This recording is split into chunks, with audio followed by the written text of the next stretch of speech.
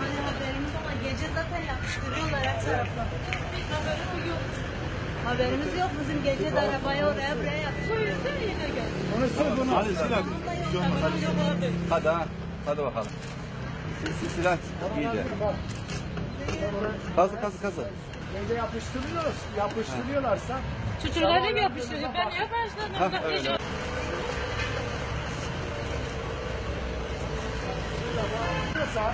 sabah uyandın ya, dükkanı açacaksın, bir bak şöyle etrafına bir şey yapacaksın.